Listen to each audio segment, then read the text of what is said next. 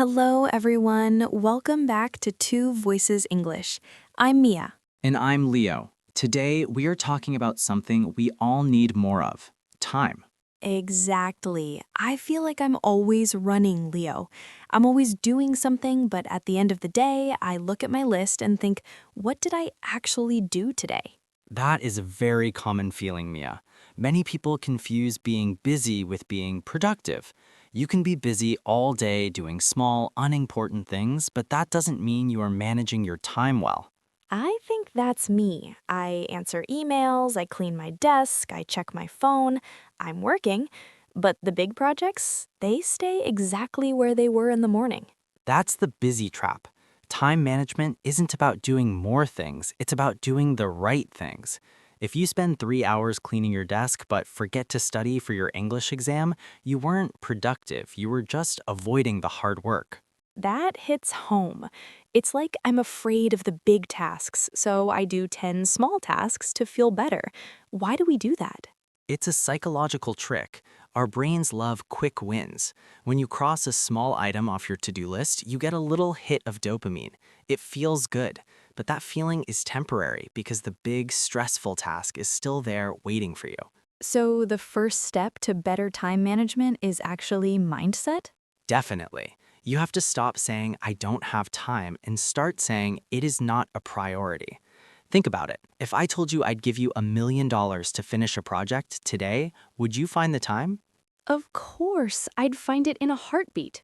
Exactly. So it's not that you don't have the hours, it's that the task isn't important enough to you yet. Wow, that changes everything. It's about honesty. If I say I don't have time to exercise, what I'm actually saying is my health is not a priority right now. Precisely. And once you realize that, you can start making better choices. But before we can choose what to do, we need to know where our time is actually going. Most people are blind to their own schedules. I agree. I feel like I lose hours on social media without even noticing. I go to check the weather, and 30 minutes later, I'm watching videos of cats playing pianos. We've all been there. That's why the first thing anyone should do is a time audit. For 1 or 2 days, write down every single thing you do and how long it takes. That sounds like a lot of work, Leo. It is, but it's eye-opening. You'll see that maybe you spent 2 hours on emails that should have taken 20 minutes, or you spent 4 hours watching TV when you thought it was only one. It's like a budget for money, but for your life. Exactly. Time is the only currency you can't earn back. You can always make more money, but you can never make more Tuesday, January 12th. Once it's gone, it's gone. That's a bit scary, but it's a good motivator. I want to spend my currency on things that actually matter. Then let's look at how we can categorize our tasks. Not everything on your list is equal. Some things are urgent, some things are important, and some things are just noise. I usually just do whatever is at the top of my list, or whatever is screaming the loudest. If my phone rings, I answer. If someone sends a message, I reply. And that's why you feel overwhelmed. You are being reactive instead of proactive. When you are reactive, the world controls your time. When you are proactive, you control your time. I want to be the boss of my clock, Leo. I'm tired of the clock being the boss of me. Then we need to talk about prioritization. We need a system to decide what gets our energy and what gets ignored. I'm ready. I have my notebook and I'm ready to stop being busy and start being effective. You mentioned prioritization, Leo, but that's always the hardest part for me. Everything feels important. When I look at my list, it's like a wall of tasks all screaming for my attention at the same time. How do I choose what to do first? That is the million-dollar question. Luckily, there are some very famous tools we can use. The most popular one is called the Eisenhower Matrix. It's named after Dwight D. Eisenhower, the 34th President of the United States. He was a very busy man, so he had to be an expert at this. If it's good enough for a president, it's definitely good enough for me. How does it work? You divide your tasks into 4 boxes, or quadrants. You look at 2 things: urgency and importance. Okay, so box number 1? Quadrant 1 is for things that are both urgent and important. These are your crises: a project due tomorrow, a sick child, or a leaking pipe in your kitchen. These things must be done immediately. I spend most of my life in quadrant 1. It's exhausting. It feels like I'm always putting out fires. And that's the problem. If you only live in quadrant 1, you will burn out. Now, quadrant 2 is the secret to success. These are the things that are important but not urgent. Wait, if they aren't urgent, why are they the secret to success? Because these are the things that improve your life in the long run. Exercises, planning your week, learning English, building relationships, or working on a long-term goal. Because there is no deadline today, we often ignore them. But if you spend more time here, you actually have fewer crises later. That makes sense. If I spend time on important but not urgent car maintenance, I won't have an urgent and important car breakdown on the highway. Exactly, you're getting it.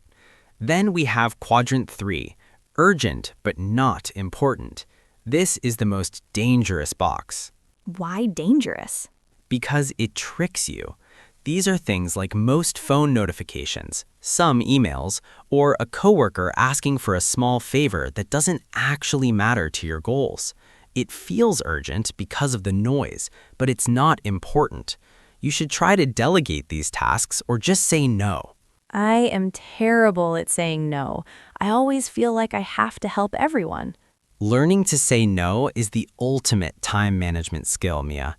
Every time you say yes to something unimportant, you are saying no to something that is important. Ouch, that's a deep thought.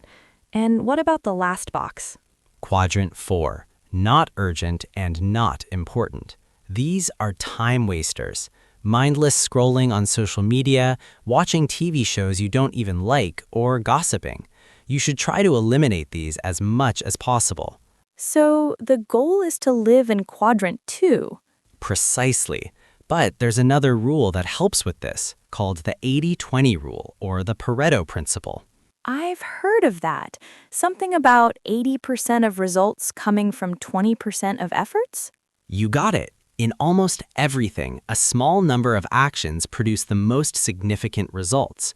If you have 100 tasks, only 20 of them will really change your life or your career. Your job is to find those 20 and focus on them intensely. This is really changing how I look at my to-do list. I realize that learning English is in my quadrant 2. It's important, but no one is forcing me to do it right now, so I often push it to the end of the day when I'm too tired. And that's why many people never reach their goals. They wait for free time to do the important things. But free time doesn't just happen. You have to make it by cutting out the noise from quadrant 3 and 4. It's like clearing the weeds in a garden so the flowers can grow. That's a beautiful metaphor. If you don't pull the weeds, the distractions, they will take over the whole garden. Okay, so I have my matrix, I know my 80-20 tasks, but even when I know what to do, I still find myself procrastinating. I sit down to do that important task, and suddenly I feel the urge to check my fridge for the 5th time. The refrigerator walk. We all know it, Mia. Procrastination isn't about laziness. It's usually about emotion. We avoid tasks that make us feel anxious, overwhelmed, or bored. That's true. When a task is too big, I don't know where to start, so I just don't. We need to break those big, scary tasks into tiny, manageable pieces. But we also need to talk about focus energy, because not all hours of the day are created equal. What do you mean by that? Is an hour at 9 a.m. different from an hour at 9 p.m.? Yes, scientifically, yes. For your brain, it's a completely different world. You asked if an hour at 9 a.m. is different from an hour at 9 p.m. The answer is a big, resounding yes. This is what we call energy management, and for many experts, it's actually more important than time management. Energy management? So it's not just about the minutes on the clock, but how much fuel I have in my tank? Exactly. Think about your phone. When the battery is at 100%, it runs fast, the screen is bright, and it can handle heavy apps. When it's at 5%, everything slows down. Our brains are the same. Most people have a peak time during the day when their focus is highest. I definitely feel that. In the morning, after my coffee, I feel like a genius for about 2 hours.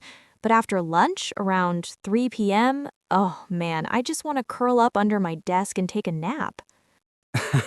You're not alone, Mia. That's the afternoon slump. Scientists call this our circadian rhythm. Some people are larks. They are full of energy at 6 a.m. Others are night owls. They don't really wake up until the sun goes down. I think I'm a confused pigeon. I'm tired in the morning and tired in the afternoon. Well, regardless of what bird you are, the rule is simple. Match your hardest tasks to your highest energy levels. This brings us to a very famous concept by Mark Twain called eating the frog.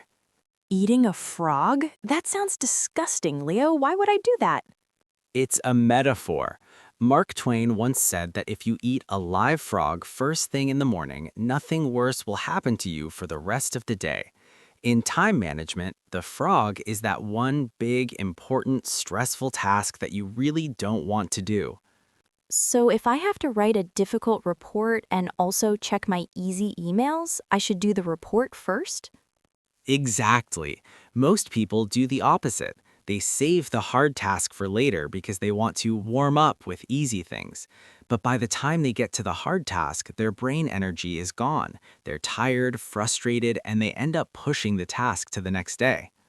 That is exactly what I do. I spend my best morning energy on deleting spam emails and looking at the news. By the time I sit down to do the real work, my brain battery is at 20%. And that's why you feel like you aren't making progress. If you eat the frog at 9 a.m., you feel a huge sense of relief. The rest of the day feels easy because the hardest part is already over. It builds momentum. Momentum. I like that word.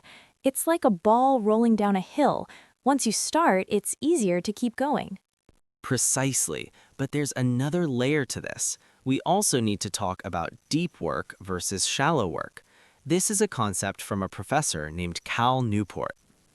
Deep work sounds very serious, like I need to wear a diving suit. In a way, you do. Deep work is when you focus on a single, cognitively demanding task without any distractions. No phone, no internet, no talking. Just you and the work. This is where real learning and high-quality production happen. And I guess shallow work is the opposite? Right. Shallow work is the logistical stuff, answering quick messages, filling out forms, or attending meetings where you don't really need to be there. It doesn't require much brain power. The problem is that our world today is designed to keep us in shallow work forever. Because of the notifications. Exactly. Every ding on your phone pulls you out of deep work. Studies show that it can take up to 23 minutes to get back into a state of deep focus after just one distraction. 23 minutes? So if I check a quick WhatsApp message, I'm actually losing almost half an hour of focus? Yes, it's called attention residue. Part of your brain is still thinking about the message you just read, even when you go back to your work. So if you check your phone every 10 minutes, you are never actually working at 100% capacity. This is terrifying, Leo. I check my phone way more than every 10 minutes. No wonder I feel like I'm working hard but achieving nothing. Don't be too hard on yourself. The modern world is a distraction machine. But now that you know, you can fight back. You can schedule deep work blocks. For example, from 9 a.m. to 11 a.m., you go underwater. No phone, no distractions, just your frog. I'm gonna try that tomorrow. I'll put my phone in another room. But what about the people who say they're great at multitasking? I always thought multitasking was a superpower. I hate to break it to you, Mia, but multitasking is a myth.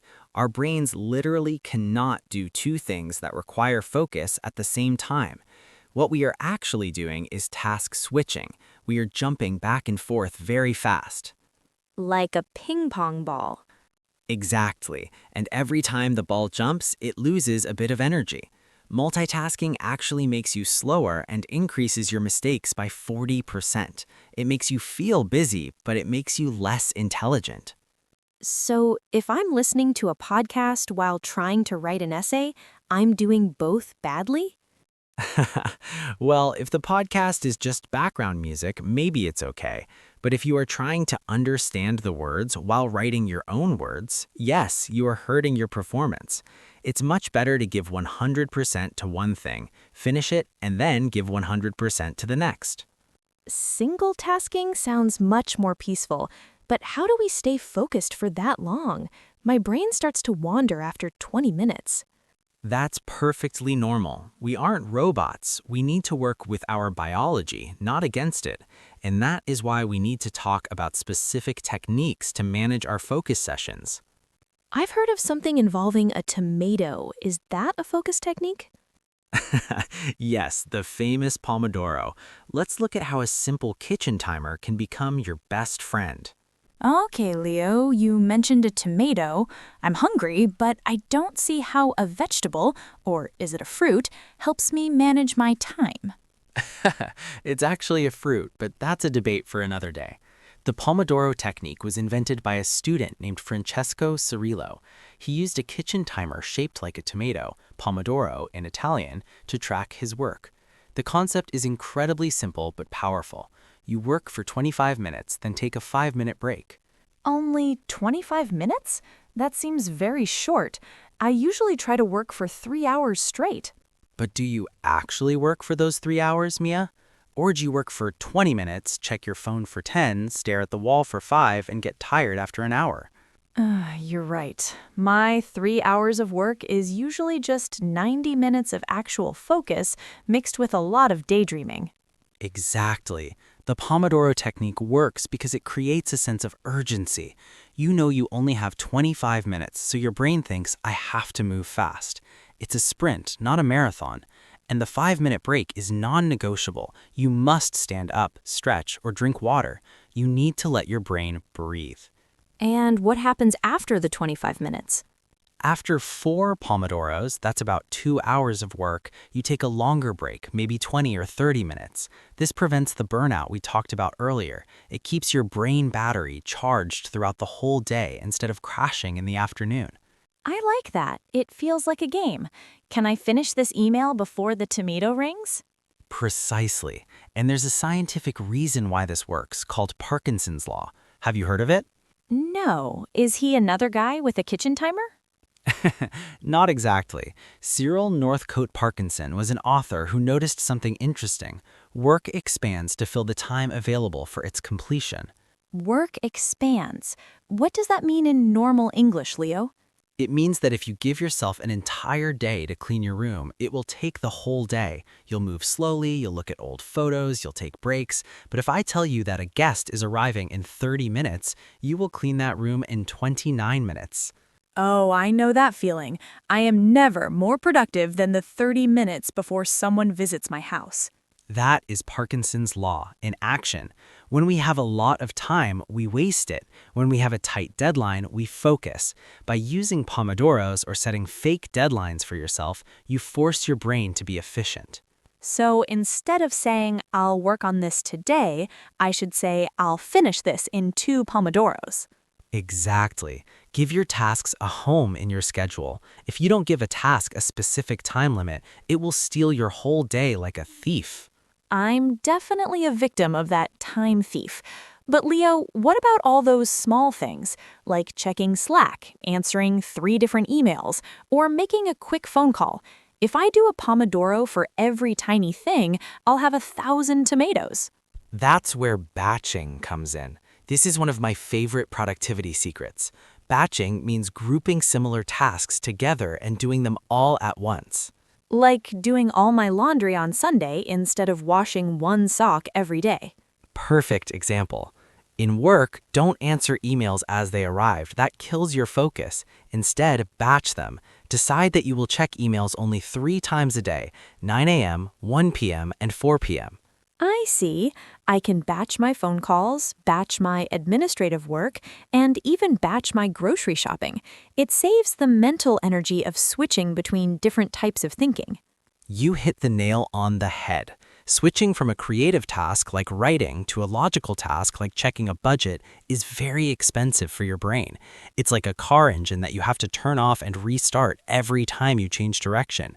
Batching keeps the engine running smoothly. This sounds great, but I work with other people, Leo. They don't know about my batching or my tomatoes. They just come to my desk or call me whenever they want. How do I handle people who interrupt my flow? That is a huge challenge. We call these external distractions. Dealing with technology is easy, you just turn it off. But dealing with humans, that requires communication and boundaries.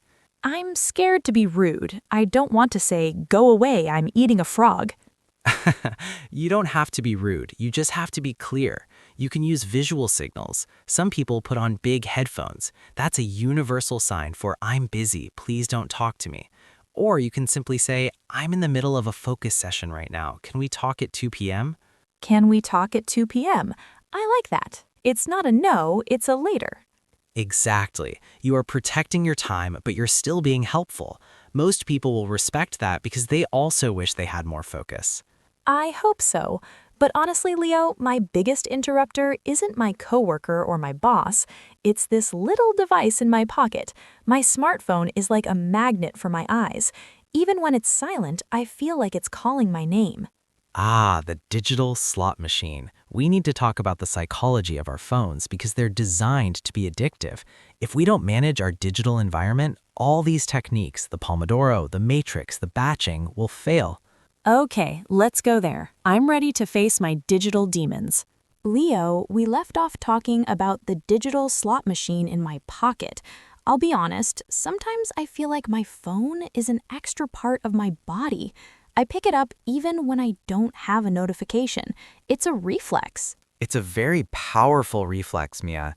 These apps are designed for the smartest people in the world to keep you looking at the screen.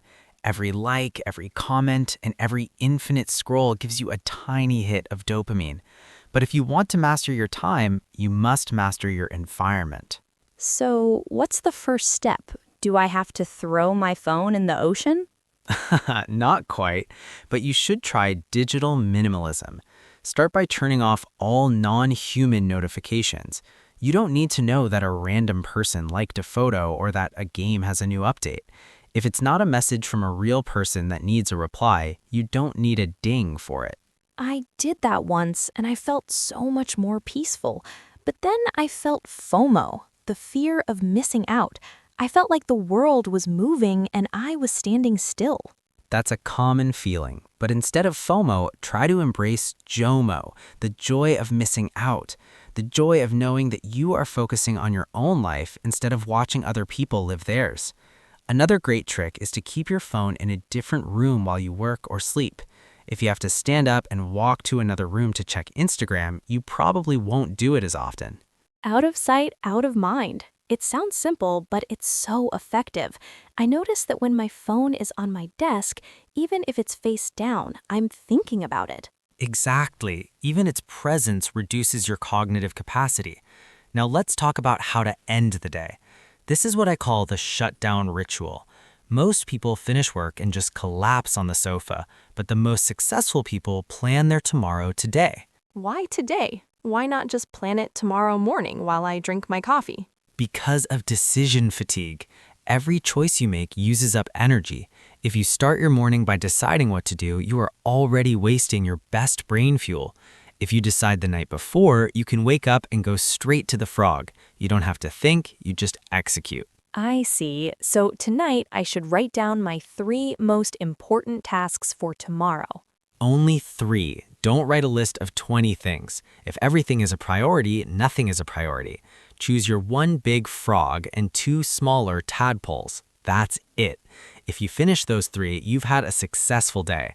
This feels so much more manageable. I used to feel guilty for not finishing a list of 50 things. Now I can feel proud for finishing 3 important ones. Exactly. Time management isn't about being a robot, it's about creating space for what matters. It's about being able to work hard for 4 hours so that you can truly relax for the rest of the day without feeling guilty. That's the dream, Leo, to be fully present when I'm working and fully present when I'm playing. We've covered a lot today, Mia. We talked about the difference between being busy and being productive. We looked at the Eisenhower Matrix to prioritize our lives. We learned to eat the frog using our peak energy and to use the Pomodoro technique for focus. And don't forget the 80-20 rule, batching our small tasks and protecting our deep work from digital distractions. It's a lot of information, but it all comes down to one thing: intentionality. Perfect word. Don't let your day just happen to you. Design your day. You are the architect of your time. I feel much more confident now. I'm going to start my time audit today, and tomorrow morning I'm eating that frog. I'm glad to hear it. And for everyone listening, remember, you don't have to be perfect. You just have to be better than you were yesterday. Start small, maybe just one Pomodoro today, maybe just one no to an unimportant task. Well said, Leo. Thank you for all these tips. I'm definitely going to use them to make more time for my English studies and my hobbies. It was a pleasure, Mia, and thank you to all our listeners for joining us on this journey through time management. We hope this episode helps you find more hours in your day and more peace in your life. Don't forget to practice what you learned.